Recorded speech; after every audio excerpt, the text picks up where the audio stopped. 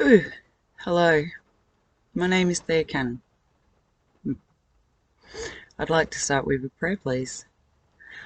Oh, it's been a little while since we've done this. All will be explained. Hmm, please, Yahweh, in Yeshua's mighty Kodesh name, and by the power of the mighty Ruach HaKodesh. Oh, please, Yahweh, could you put your hedge of protection around me and guide me in what I need to say? I do this freely and willingly, and I wish to speak your words. Whew, Yahweh willing. And in Yeshua's mighty Kodesh name, by the power of the mighty Ruach HaKodesh, Yahweh willing. So yes, where do I start? Oof, I have had a total, wow, life has gone in complete different directions for me. I've learnt so much since my last testimony. I've learnt heaps. I've been pushed out of my comfort zone a lot. It's been a test. Yep. And I know what they mean by in scripture by humans are naturally angry or prone to anger. Been a big learning curve. Controlling my anger when in situations that are new. Oh, yeah. So, I was just pushing my little bucket over. I'll let you know what's been happening. So, I was in a bit of a situation. You know, previously I'd read in scriptures. I must confess that I read in scriptures that it says you shouldn't move back in with family members if you haven't been living with them for a very long time. Brothers and sisters. So, I decided I'd test this. Yeah, knowing that I'd read that, I thought I could do it. Return and live with a sibling. Oh, yeah. I believe scriptures are correct because as people grow and when we leave each other and then the distance between us grows, we do naturally grow differently as people. There's different things, different likes and so forth. And it's not just that. It's coming into someone's family and then being part of that 24/7 can sometimes, yeah, can allow Satan to take advantage of people and the way that they're thinking in those situations. Yeah, learned that a lot. Also learned not to play into it. Yeah. Yeah.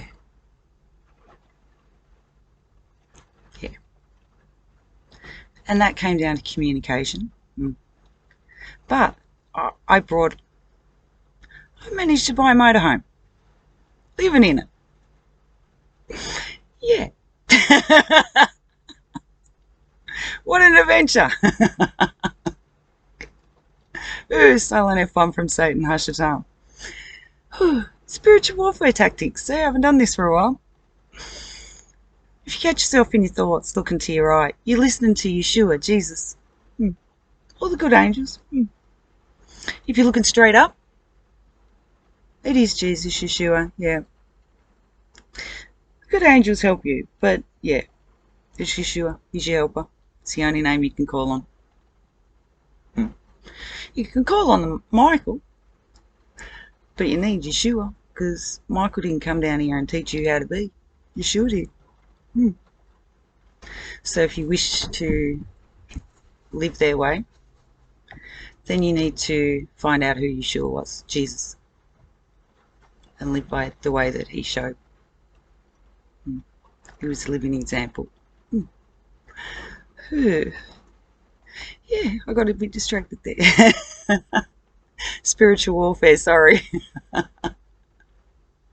If you catch yourself looking to the left, you're listening to Satan Hashatan. It's all in your thoughts.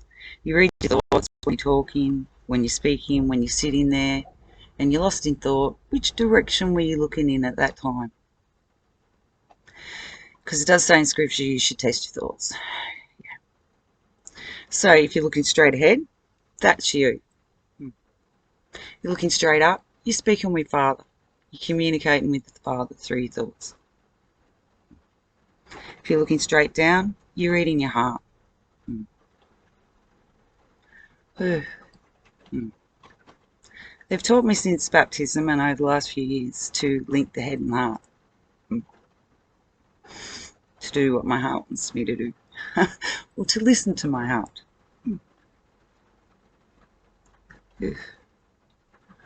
Yeah. So, I brought a motor home. What an adventure it has been. As you can tell, it's got a bit of mould. Didn't discover that at first. Just looked at it, sort of with rose glasses. Like, it is a good cheap bus. I didn't have much money, so, and praise be to Yahweh, a family member gave me a gift. So it just so happened to come at the right time. Because I felt pretty hopeless there, living at my family member's place, thinking that that was it for the rest of my life, because I couldn't seem to ever get enough money together to get out. And when I looked out there in this world, for a single woman, children all grown up, if you're not earning a decent living, I think even for single men, because one of the things I've experienced on this trip, while being in the motorhome for the last month, is there are a lot of homeless people out there doing it rough. And I'm very lucky to have this roof over my head. Yeah. Yeah. Oh, see, I wake up for the first 2 weeks with waterfalls over my head while I was sleeping. Turns out the roof's got a few leaks. So I have to pull it all apart. I could have got lost in that. And admittedly, I did feel a bit down from everything. I brought it home, was feeling a bit hopeful. To then wake up to discover you got waterfalls over your head.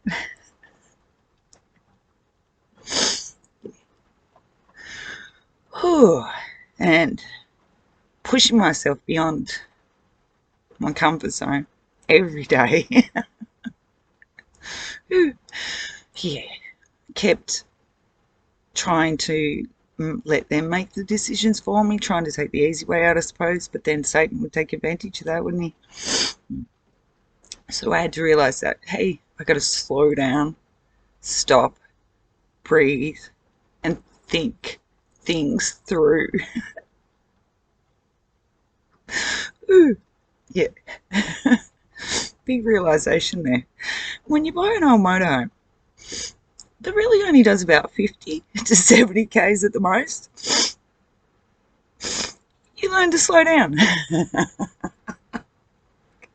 It's like a metaphor for life.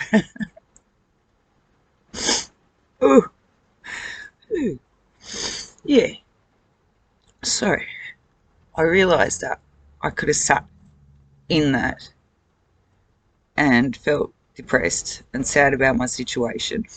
But they pulled me out, Yeshua, Yahweh, the Ruach HaKodesh, and made me realise maybe I just need to take another view. After all, there were people around me that were doing a lot worse. Silent F1 from Satan. So, let's go. I've got to learn now. I'm willing to do it. I didn't think I'd ever have to do this. But, so, I'm learning about pulling motorhomes apart, resealing holes, getting rid of rust, maybe doing a bit of spot welding. Maybe not the welding. Might use a bit of bog. So, instead of letting it all get me down, And now I have to make the best of this situation that I'm in and be thankful that I have got this roof over my head, even if it's leaking. Because I know out there is a lot of other people doing it a lot worse. Ooh. So I'll make the best of what I've got while I wait. Yes. And I've decided I'm going to restore it. Why not? Everyone else would give up on her. I'll give a calling at her for some reason, me boss. But no. And then I think maybe that's a metaphor for me. A lot of people would have given up on me, eh? Rotten pig. No prospects. Really, from a human perspective, not really going to accomplish much in this life if you think about it, material-wise, money-wise. But then they've made me realise that was not what it was about. It's about making the most and joy out of every situation, no matter what comes at you. Ooh, learning to look at things differently. Because I could get down that I've brought this motorhome that now has a leaky roof. But at the end of the day, it's got a lot of pluses. I finally got a roof over my head. It's mine. Well, they provided it for me, so praise to them, it's theirs. But I'm going to restore it for them. For the Father, for Yeshua, for the Ruach HaKodesh, for me, so that I can sleep through the night without a waterfall.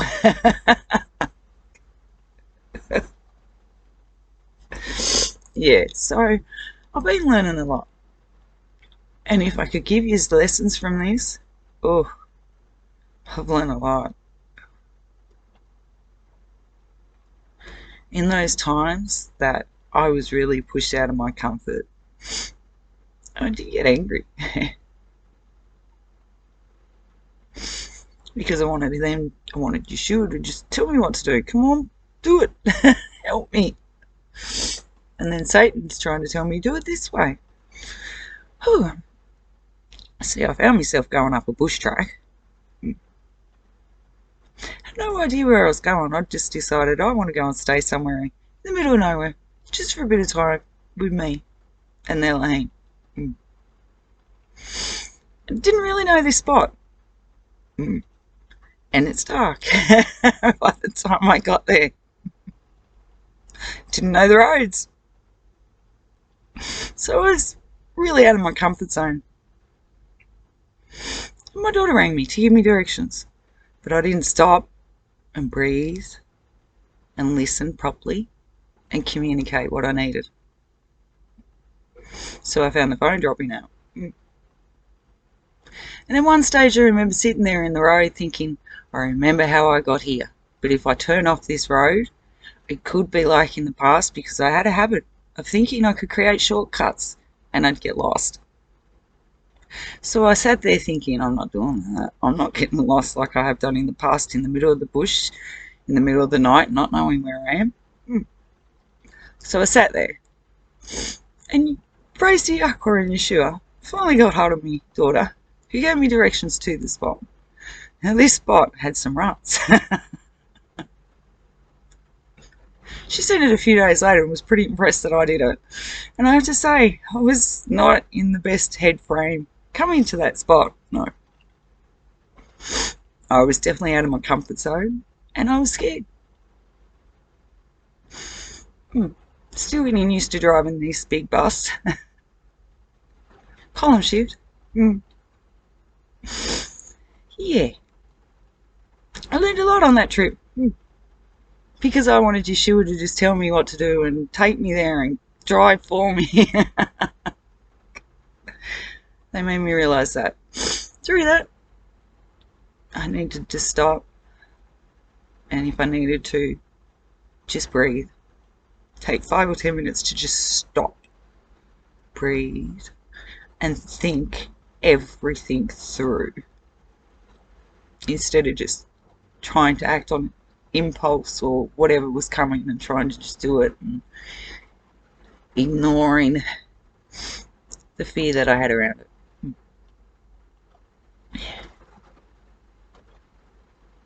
I had to be honest and say, hey, and I did. When my daughter rang me and got hold of me, I said to her, hey, I'm really scared and I don't know what I'm doing and I don't know where the roads are. I'm a bit worried that if I turn around I'm going to back into a ditch.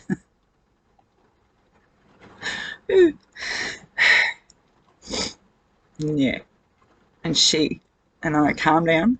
And we managed to get to that spot and have reception the whole way. Praise Yahweh. But yeah. And then, yeah, I got to the spot.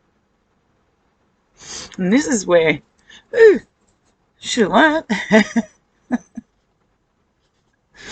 Mind you, on the way to the spot, I'm thinking I'm in the middle of the bush. There's absolutely no one. So I pulled up in the middle of the road to get directions.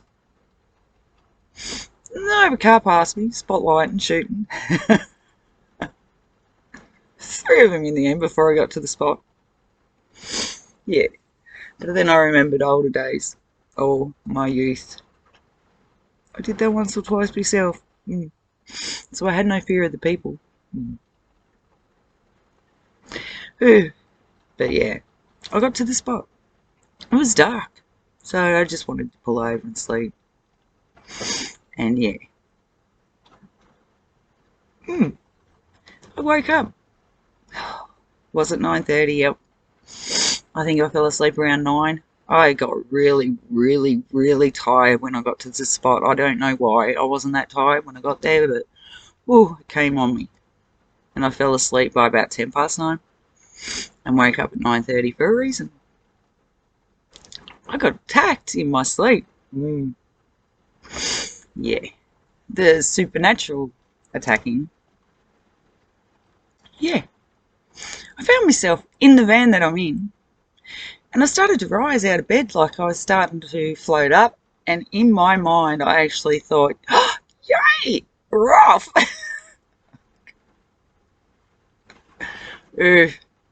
Yeah.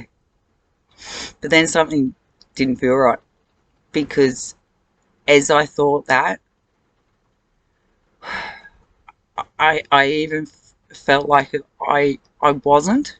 I know I wasn't because of when I woke up straight away. But in this, I was levitating in the bed that I'm in right now. And the blanket was over me. And as soon as I thought, yay, I'm going up, I came forward and went forward in the motorhome to the front and something grabbed me by the throat. And I thought, this is not right. And I called out to Yahweh and Yeshua and the Ruach HaKodesh. Actually, yeah, I called out and said, Yahweh rebukes you in Yahweh's name. And then I said, Yeshua rebukes you in Yeshua's name. Because I could feel their power draining as I was saying this. And then I said, and the Ruach HaKodesh rebukes you in the Ruach HaKodesh's name. And then they lost everything over me. And that's when I woke up exactly where I'd fallen asleep. I hadn't levitated at all. This had all happened in my mind. And I sat up. It didn't scare me because I realized in that point the power of the Yahweh, the Father, of Yeshua, and of the Ruach HaKodesh. Because the power that they had hold of me and had me in that position, I couldn't move. I couldn't do nothing when I realized that it wasn't good. And the only way that I got them to release me and they disappeared completely was by rebuking them in Yahweh's name, in Yeshua's name, and in the Ruach HaKodesh's name. Before they lost all power and I woke up. I realised just how lucky I am to have them watching over me. And to know what I know. Because I'd hate to think if someone got to that spot and was susceptible of that, and didn't realise that they could call out to the Father, the Son and the Holy Spirit, the Ruach HaKodesh, that they would lose all power over that person. So I got up the next day. I'm walking around. Let me dog out for a week. And I'm walking around. I discover altars. Yeah. Looked like a family. A few families apparently had been living there. There was no water to this spot or anything like that. It was a horrible spot, really. I didn't like it at all. It had been used as a party place for young people. Glass smashed all over the ground. Bugged if I was going to take my dog there so she could get glass in her feet. But yes, as I'm walking up through this spot, there's an altar with the heads of bulls, skulls, all over this altar. Yeah, I was pissed. But that wasn't the first thing I discovered. I walked out and I've noticed there's these white rocks and they're all leading down a path. And at the beginning of these white rocks, they'd placed pine cones. See, I know your symbolism. The Satan uses and the demons to create these portals. And because people went there and thought they'd dabble and thought they were doing a good thing by contacting these Wicca or whatever you want to call it, you open up portals to demons and the devil. And you make other people susceptible if they don't know that they can call on Yeshua, Yahweh, and the Ruach HaKodesh. You think you're having fun. You think you're doing little things. You think you're doing good by creating these altars, by practicing your little worships. You create portals. I'll let you know now that I rebuked all your shit and destroyed your fucking altars in Yahweh's name. And they did not come against me again, or no one else at that spot. Those portals were closed. Don't mess with shit you don't know, or it will come back on you or your family members. Do you understand that? When you dabble in this shit and you think it's good, you open up portals where people can get hurt who have no idea what happens in the spiritual realm.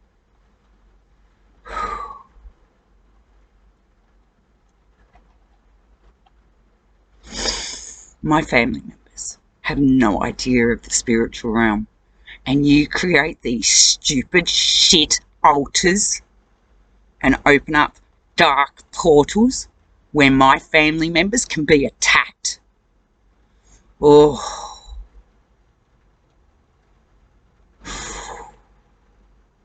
Do your research before you go messing in shit you think is good and playing with shit you shouldn't touch. I realised how powerful the Elohim of Yahweh really is. And just with the words that I used, through me being a vessel and speaking their words, Yahweh rebuked all that shit that you took hours and weeks to create in a few seconds.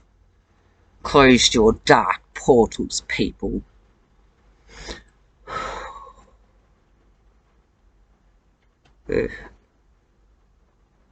Yeah, I've been on an adventure. I learnt a lot. Also learnt a lot about me.